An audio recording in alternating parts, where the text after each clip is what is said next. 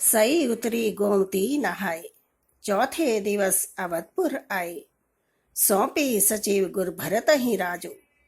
तेर होती चले साजी सब साजो। नमस्कार। प्रभु श्री राम की खड़ाऊं अपने सर पर धारण किए हुए भरत जी अयोध्या पहुंच गए।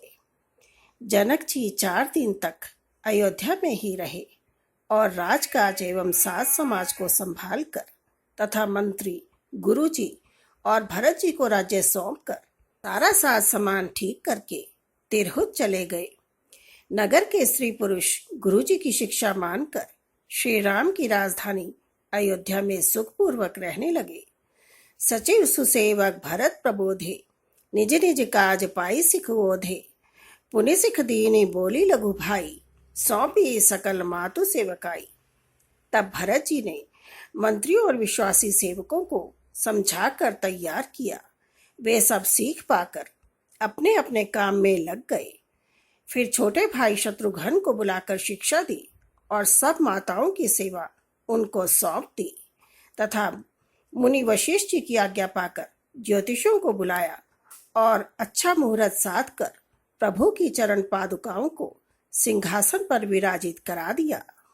राम मातु गुरु पद सिरुनाई, प्रभु पद पीठ रजाय सुपाई।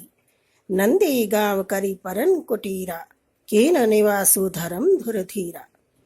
तत्पश्चात माता कौशल्या और गुरु के चरणों में सिर नवाकर तथा प्रभु की चरण पादुकाओं की आज्ञा पाकर धर्म की धुरी धारण करने में धीर भरत जी ने नंदी ग्राम में पर्णकुटी बनाकर उसमें निवास किया।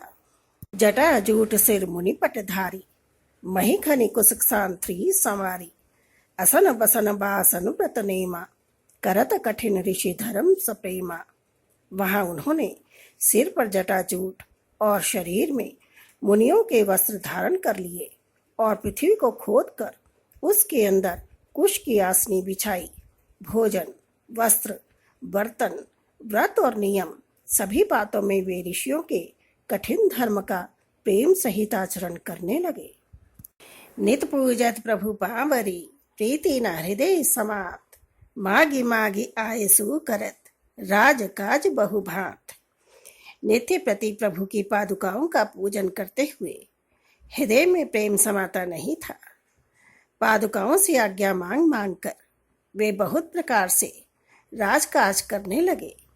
उनके नेत्र श्री राम को निहारने लगे और जीवा राम नाम का जाप करने लगी और हृदय ने भी श्री राम, सीता व लक्ष्मण को अपने घर में बसा लिया। उधर लंका में मेघनाद व लक्ष्मण के बीच घोर युद्ध हो रहा था, जिसमें लक्ष्मण जी घायल होकर अचेत हो गए। हनुमान जी तुरंत लंका से सुषेण वैद्य को उठाकर ले आए और उनका उपचार करने को कहा। सुषेण वैद्य ने उन्हें सूर्योदय से पहले द्रोण पर्वत से संजीवनी बूटी लाने को कहा।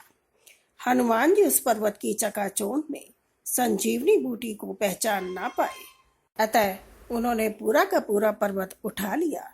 जब वे पर्वत उठाकर वापिस आ रहे थे तो उस समय भरत कोट में रघुवंशी भरत तपस्या कर रहे थे।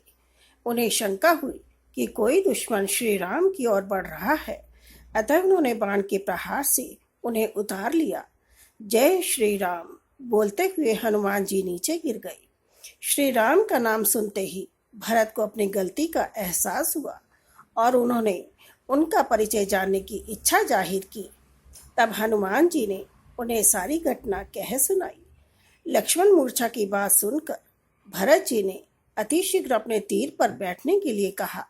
हनुमान जी को बहुत आश्चर्य हुआ और बोले, भैया भरत, भला आपका तीर मेरे भारी भरकम शरीर का बोझ कैसे उठा सकता है। भरत रूपी सुदर्शन चक्र ने प्रभु का स्मरण किया और हनुमान जी को आश्वासन दिया कि श्री राम की कृपा से आप पलक झपकते ही श्री राम के पास पहुंच जाओगे। श्री राम की सौगंध मैं सत्य कह रहा हूँ। भरत भगवान विष्णु के सुदर्शन चक्र का अवतार थे। हनुमान जी इस रहस्य को नहीं जानते थे, अतः वे डरते डरते भरत के तीर पर बैठ गए और पलक झपकते ही जैसे ही श्री राम के पास पहुंचे उन्हें बहुत आश्चर्य हुआ यह जानकर कि भरत श्री राम के उनसे भी बड़े भक्त हैं। वहीं से भरत को उन्होंने मन ही मन बार बार प्रणाम किया। परम पुनीत भरत आचरणो, मधुर मंजुमुद मंगल करनो, हरन कठिन कलि कलश कलेसु, महामोह निशि दलन दिनेसु।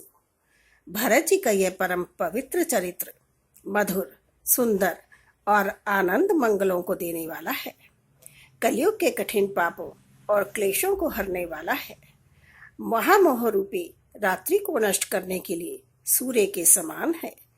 तुलसीदास जी कहते हैं, तुलसी जो सादर सुनहि, भरत चरित कर नेम, अवसी होई भव रस बिरती, सिए राम पद प्रेम। जो कोई भी भरत जी के चरित्र को नियम से आदर पूर्वक सुनेंगे, उनको अवश्य ही श्री राम सीता जी के चरणों में प्रेम होगा और संसारिक विषय रस से वैराग्य होगा। इति श्री रामचरितमानसे सकल कलि कलुष विध्वंसने द्वितीयः सोपानः समाप्तः। जय श्री राम।